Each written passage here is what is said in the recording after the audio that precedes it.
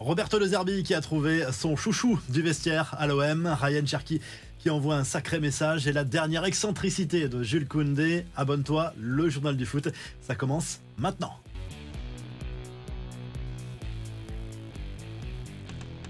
Mehdi Benassia va devoir préparer sa défense. On l'évoquait en début de semaine. Le conseiller sportif de Pablo Longoria du côté de l'OM a sérieusement contrarié le Conseil national de l'éthique qui a saisi la commission de discipline de la Ligue de foot professionnelle par rapport à son comportement à la mi-temps du match entre Lyon et Marseille envers l'arbitre dimanche dernier. Eh bien, l'équipe révèle qu'un rapport d'arbitre a bien été rédigé ce soir-là. En clair, la sanction semble inévitable pour l'ancien joueur du Bayern et de la Juve. Jonathan Rowe va-t-il enfin avoir sa chance en tant que titulaire du côté de l'OM ce week-end à Strasbourg? Le journal de la Provence se penche sur les débuts prometteurs de l'attaquant anglais. Pour le moment, l'ailier n'a jamais été titularisé par Roberto De Zerbi, mais il a déjà marqué les esprits des supporters olympiens lors de chacune de ses entrées en fin de match et surtout le week-end dernier à Lyon avec ce but d'anthologie dans le temps additionnel. Le quotidien assure que De Zerbi adore sa personnalité au point d'en faire sa recrue fétiche du mercato devant Holzberg et Greenwood ou encore Rouli. L'actu du PSG avec le coup d'envoi de la 6e journée de Ligue 1 ce vendredi. Le champion de France qui accueille Rennes au Parc des Princes, 21h sur beIN Sport 1. Le Portugais Nuno Mendes est encore incertain en raison d'un virus. En plus de Presnel Kimpembe, Lucas Hernandez et Gonzalo Ramos blessés de longue date. 3 autres joueurs sont forfaits face au club breton. Marco Asensio, Vitinha et Désiré Doué qui vont rester aux soins. Joao Neves, lui, est sans doute la recrue qui fait le plus l'unanimité au sein du groupe, y compris auprès des supporters. L'équipe met d'ailleurs en avant le début de saison très réussi de l'international portugais, recruté cet été pour son profil spécifique, à la fois créateur et gros ratisseur de ballon au milieu de terrain. Luis Enrique l'adore et veut en faire l'un de ses tauliers. Le coach parisien qui en conf de presse a parlé de la future Coupe du Monde des clubs, une compétition excitante de l'aveu même du technicien espagnol.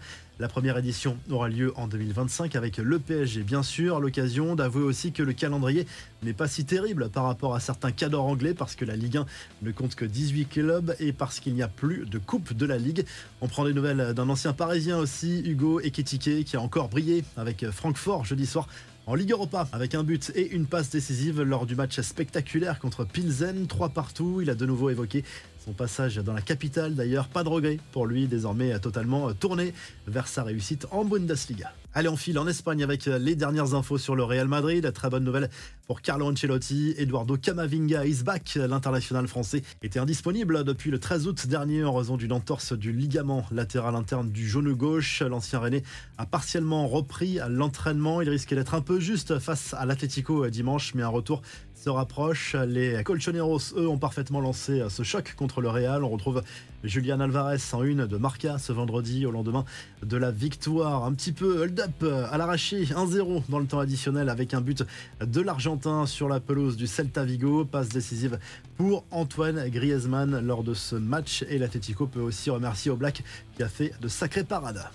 Les autres infos à retenir dans ce journal du foot, retour réussi pour Lyon sur la scène européenne. L'OL qui s'est imposé 2-0 contre l'Olympiakos.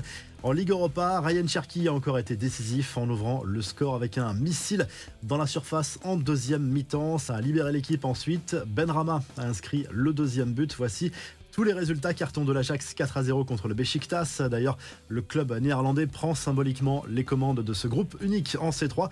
Match nul un partout entre la Roma et Bilbao et Tottenham a cartonné contre Karabag 3-0. Victoire aussi pour les Rangers, prochain adversaire de l'OL et de Fenerbahçe, le club de Mourinho.